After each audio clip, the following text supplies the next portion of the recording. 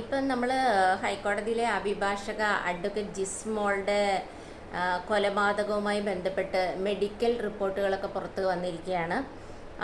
അപ്പം ഇതിനകത്ത് മെയിനായിട്ട് നമ്മൾ മനസ്സിലാക്കേണ്ട ഒരു കാര്യം എന്താണെന്ന് വെച്ച് കഴിഞ്ഞാൽ, ഈ ജിസ്മോളും അതായത് ഹൈക്കോടതിയിലെ അഭിഭാഷക, മുൻ പഞ്ചായത്ത് മെമ്പർ, പ്രസിഡന്റ്, അതുപോലെ നോട്ടറി ആവാനായിട്ട് ഏകദേശം ഒരാഴ്ച മാത്രം താമസമുള്ള ഒരു ടൈം, കഴിവുള്ള ഒരു അഭിഭാഷകയായിരുന്നു. അത് സീനിയേഴ്സ് എല്ലാവരും പറയുന്നു നല്ല കഴിവുള്ള അഭിഭാഷകയായിരുന്നു എന്നുള്ളത്.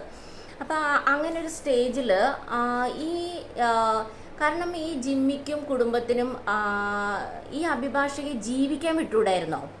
ഈ കുട്ടികളുടെ കൂടെ ജീവിക്കാൻ വേണ്ടിയല്ലേ അവർ നോട്ടറിക്കും മറ്റ് പോസ്റ്റുകൾക്കൊക്കെ ശ്രമിച്ചുകൊണ്ടിരുന്നത്? ഒരിക്കലും ഹസ്ബൻഡിന് ഭാരമാവാതിരിക്കാനും മക്കളെയും കൊണ്ട് തൻ്റെ ഇടത്തോടെ ജീവിക്കാൻ വേണ്ടി തന്നെ ആയിരുന്നല്ലോ അവരിത്രയും കഷ്ടപ്പെട്ടത്.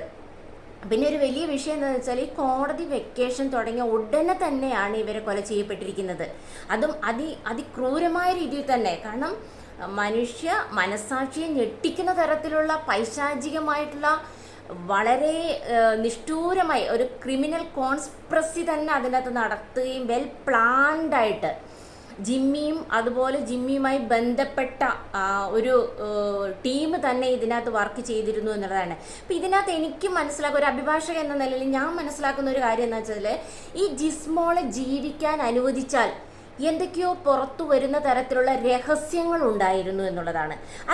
അതല്ലെങ്കിൽ പിന്നെ എന്തിന് കൊല ചെയ്തു? അവരെ ജീവിക്കാൻ അനുവദിച്ചുകൂടായിരുന്നോ? അപ്പം അതിനുവേണ്ടി അവർ സെൽഫ് സഫീഷ്യൻ്റ് ആവാനല്ലേ അവരെ ജോലിക്കൊക്കെ ശ്രമിച്ചത്, ആ കുഞ്ഞുങ്ങളെ കൊണ്ട് ജീവിക്കാൻ വേണ്ടിയിട്ട്.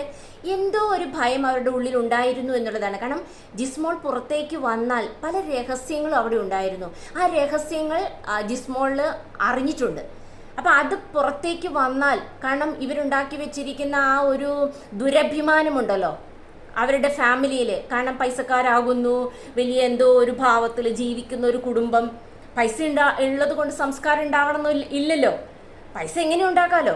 അപ്പം അങ്ങനെ ആ ഒരു ദുരഭിമാനം അവർക്ക് നഷ്ടപ്പെടുമോ? ആ അഭിമാനക്ഷതം എവിടേക്കോ സംഭവിക്കും. കാരണം ജിസ്മോൾ എന്നൊരു വ്യക്തി നീതിയുക്തമായ ഒരു ലോയറായിരുന്നു. വളരെ നല്ല രീതിയിൽ ഫാമിലിയിൽ ജീവിച്ചു വളർന്ന് നല്ല വ്യക്തമായ കാഴ്ചപ്പാടോടുകൂടി LLB ഗ്രാജുവേറ്റ് ആയ ഒരു വ്യക്തിയാണ് ജിസ്മോള്.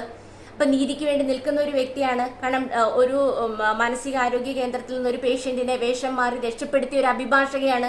സാമൂഹിക സോഷ്യൽ കമ്മിറ്റ്മെൻറ്റ് വളരെയധികം കാഴ്ചവെച്ചൊരു അഭിഭാഷകയാണ്. അപ്പോൾ അവർക്ക് ആ അനീതിക്കെതിരെ അവർ നിൽക്കില്ല, അത് എന്തായാലും പുറത്തേക്ക് വരും എന്നുള്ള ഒരു ഭയം. അപ്പോൾ ആ ഒരു ക്രൈം എന്തായിരിക്കാം? ആ ഒരു അവർ ഒളിപ്പിച്ചു വെച്ചിരിക്കുന്ന ആ ഒരു രഹസ്യങ്ങളുണ്ടല്ലോ, അതെന്തായിരിക്കാം? അത് പുറത്തേക്ക് വരും എന്നുള്ള ഒരൊറ്റ കാരണത്താൽ തന്നെയാണ് ഇവർ കൊല ചെയ്യപ്പെട്ടിട്ടുള്ളത്.